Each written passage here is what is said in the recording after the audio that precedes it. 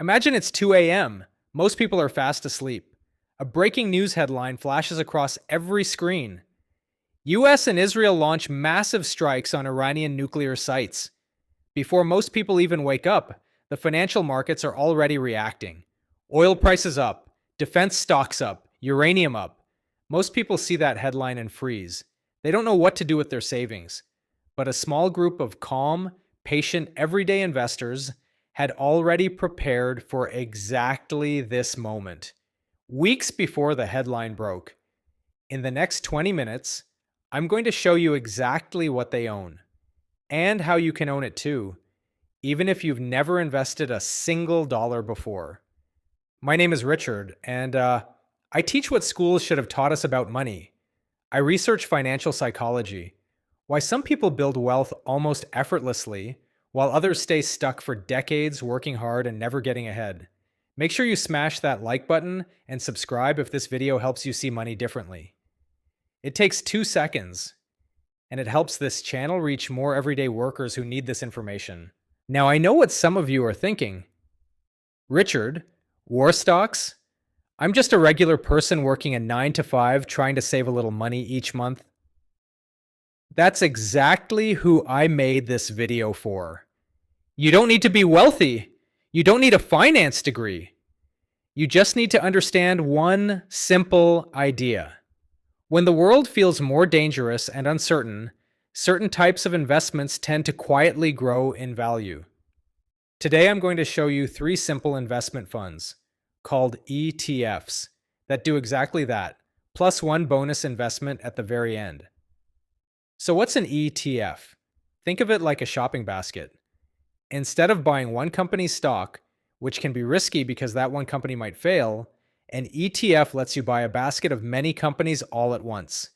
One purchase, instant variety, much lower risk. That's all an ETF is. A basket. Before we get to the investments, let me show you one idea that completely changes how you see all of this. Wars are almost never really about what the news headlines say they're about. Think about the last 100 years of major conflicts. Almost every single one had one thing at the center of it: energy, the fuel that powers cars, factories, militaries, and entire economies. Think back to World War II. Germany was running out of oil. Their tanks, their planes, their entire war machine ran on fuel. Remember the Gulf War in 1991? Kuwait sits on top of some of the largest oil reserves on the planet. How about Iraq in 2003? I think most people already have a feeling about that one. And today, Iran controls some of the biggest oil and gas reserves in the entire world. It also sits right next to the Strait of Hormuz, a tiny stretch of water that roughly 20% of the world's entire oil supply passes through every single day. If that waterway gets disrupted, the whole world feels it at the gas pump within days. The pattern is always the same: energy, power, money. Here's the part that most people completely miss, and this is where it starts to matter for your wallet. When a conflict breaks out, governments don't tighten their budgets. They open the floodgates, defense budgets explode almost overnight, energy prices spike. Countries rush to secure their own power sources, and certain investments connected to defense, energy, and technology quietly start climbing. Not because war is good, but because money follows urgency. And nothing creates urgency like a conflict. Think of it like a thunderstorm rolling into your city. Most people run inside and hide. But one person who saw the clouds forming days earlier quietly sets up an umbrella stand on the busiest street corner. The storm is real. The danger is real. But while everyone else was hiding, that one person was prepared. That's exactly what smart investors do during global conflict. They don't celebrate war, they don't want the storm, but they recognize it's coming. And they position themselves ahead of it. Here's a real example from just a few years ago. In February 2022, Russia invaded Ukraine. Most investors panicked and sold, but here's what was quietly happening at the same time. Defense company stocks shot up almost immediately because every country in Europe suddenly started placing massive orders for military equipment. Uranium prices more than doubled over the next 2 years because Europe realized it was depending on its enemy, Russia, for its energy supply. Nuclear plants scheduled to close got emergency extensions. New ones got planned. The people who had already bought into defense and uranium before the invasion made serious money, not because they predicted the war, simply because they understood one rule. When conflict happens, defense and energy investments tend to go up. That same pattern is setting up again right now with the US and Iran situation, but this time, there's one massive additional force driving everything. It's called artificial intelligence. The technology behind ChatGPT, self driving cars, and smart military systems needs enormous amounts of electricity to run 24 hours a day, 7 days a week without stopping. And the best source of reliable, around the clock electricity that can keep up with that demand? Nuclear power. The same nuclear power that runs on uranium. Right now, you have war driving demand for defense and energy from one direction, and the AI revolution driving demand for nuclear electricity from another direction. Both forces pushing the same investments higher at the same time. That's a very unusual and very powerful setup. Let's get into the investments. PPA, the Invesco Aerospace and Defense ETF, is basically a shopping basket that holds pieces of all the biggest US defense and aerospace companies at once. Lockheed Martin, which builds the F-35 fighter jet. Raytheon, behind missile defense systems. General Electric, making engines that power military aircraft. Boeing, building military planes and satellite systems. All of them in one purchase. One ticker symbol, one click. You don't have to pick which company gets the biggest contract. You just own the whole basket. And when the US defense industry does well, your basket goes up. The numbers back this up. Since the US launched strikes on Iranian nuclear sites in late February 2026, PPA is up roughly 15 to 16% in just a few months. Over the last 15 years, through wars, recessions, and global pandemics, PPA has delivered average annual returns of roughly 16 to 17% per year. If you had put $10,000 into PPA 15 years ago and done absolutely nothing, that $10,000 would be worth over $100,000 today.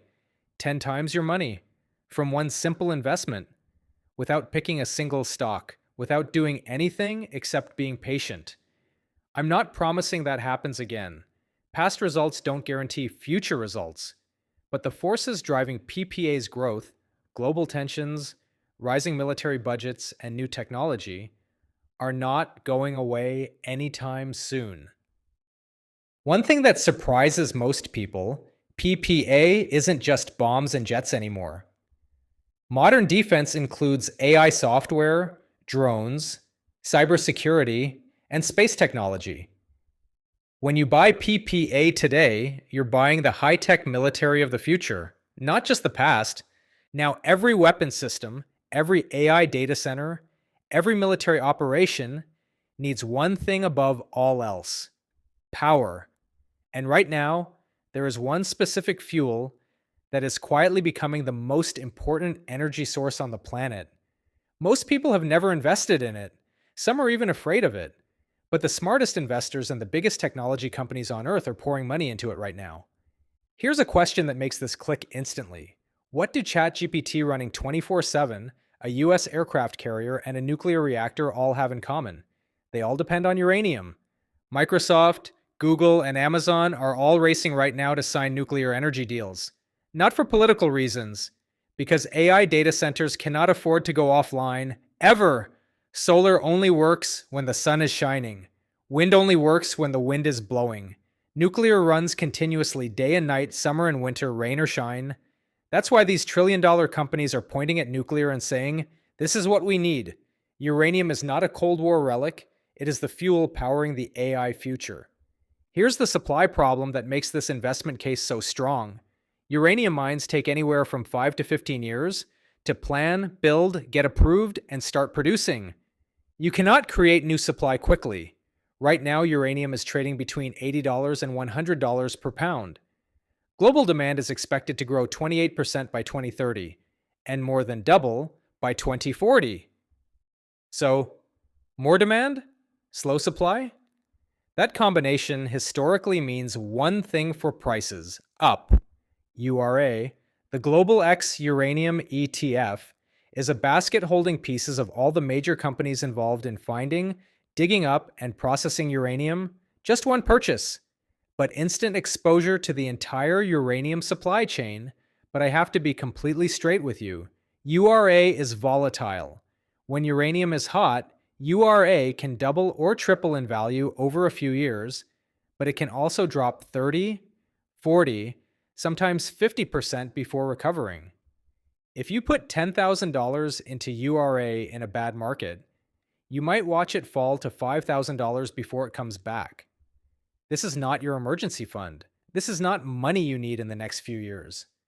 URA is only appropriate for a very small piece of your portfolio, money you don't need to touch for at least 5 to 10 years, and only if you can watch it drop sometimes without panicking.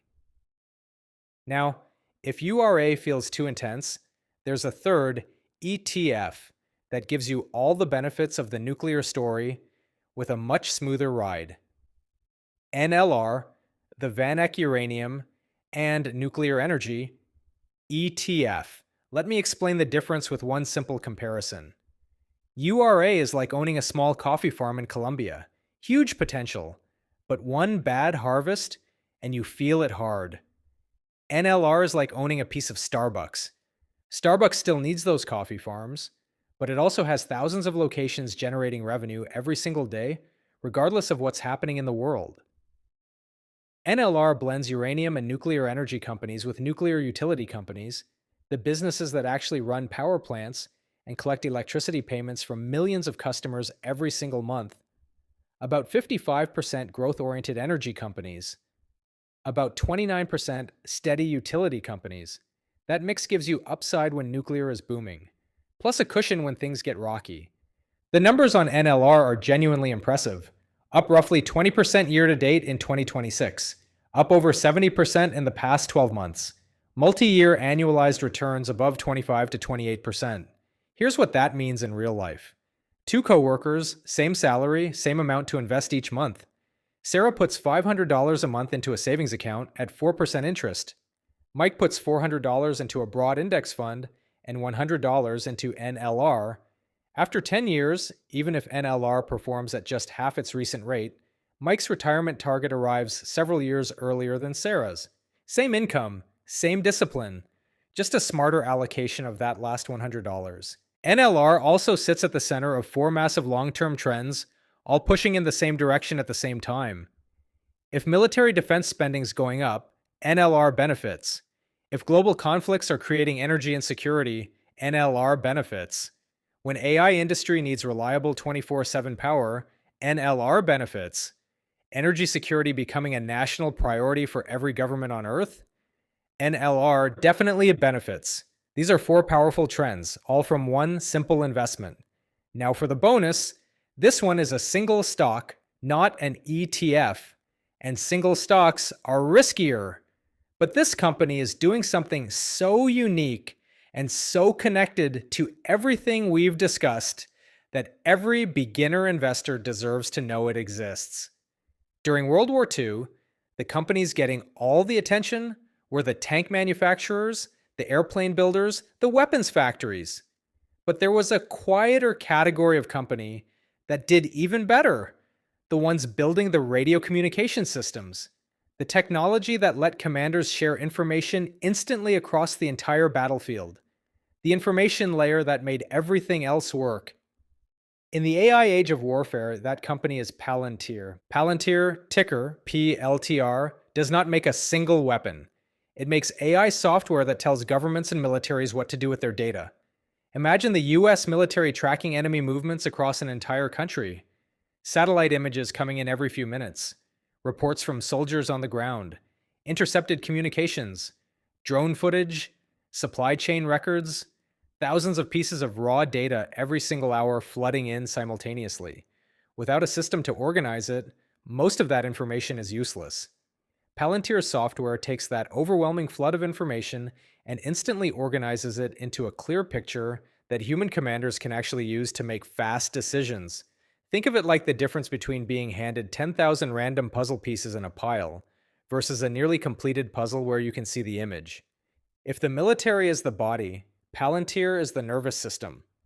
About 54% of Palantir's revenue comes from US government contracts, military, intelligence agencies, federal departments that are not going anywhere. The other 46% comes from commercial businesses and is growing over 100% per year, more than doubling every single year. The US government has also set aside over $1 billion specifically to integrate AI into government operations, and Palantir has been named as one of the primary beneficiaries. The US government has basically written their name on a check. Here is the bigger idea. For thousands of years, the side with the most soldiers won. Then the best weapons, then the best technology. Now, the side that wins is increasingly the side with the best information. Bombs and missiles are only as good as the intelligence guiding them. Palantir is building that intelligence layer. If that plays out over the next 20 to 30 years, Palantir could become worth more than any traditional weapons company on Earth.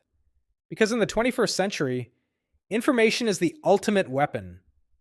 All right, before you go, I need you to do one thing right now. I want you to drop any other ETFs you're currently watching or invested in. Maybe you found something I haven't covered yet. Maybe you're already in something that's been crushing it for you. Drop it below. Let's build a community of everyday investors sharing real information with each other, because that's how regular people get ahead. Now, here's something most financial channels won't tell you. Some of the best investments you can ever make are the ones you buy during a recession. When everything is crashing, when the news is terrible, when everyone around you is panicking and selling, that is historically when the biggest buying opportunities of your lifetime show up. So drop in the comments the ETFs or investments you think perform best during a recession. I want to see what you're thinking. I want to see how you're preparing. Because the best investors aren't just thinking about today. They're thinking 3 steps ahead. And speaking of thinking ahead, here's something I want you to really sit with for a second. Everything we talked about today is psychology. That's it. That's the whole game. The stock market is not a math equation. It's not a science experiment. It is millions and millions of human beings all reacting to the same headlines, the same fear, the same greed, the same news cycle, all moving in the same direction at the same time, like sheep. And when you understand that, when you truly get that most people are just following the crowd without thinking, you realize that the only edge you need is to simply stop being a follower. That's it. Most people see a scary headline and they run. You now know to ask, wait, who is getting rich from this right now? Where is the money actually flowing? What is the crowd not seeing? That one shift in thinking is worth more than any stock tip anyone could ever give you. So keep watching videos like this one. Keep educating yourself every single day.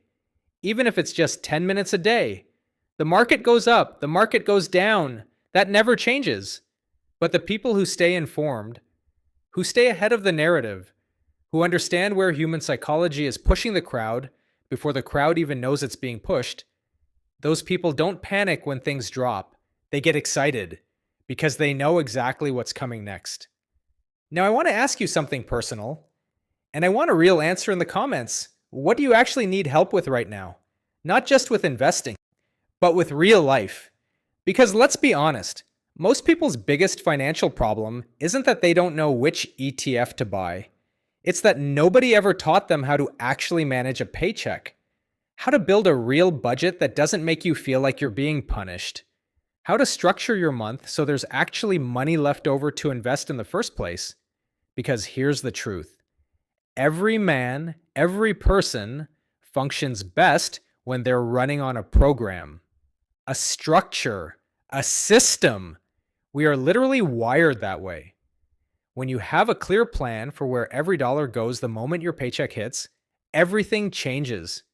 Your stress drops, your confidence goes up, your savings actually start to grow. And suddenly investing stops feeling like something rich people do and starts feeling like something you do. So I appreciate you guys watching and supporting my channel. Once again, my name is Richard. And I feel like we are all going to profit this year, as long as we use our human psychology brain and don't fall into the trap of being a follower.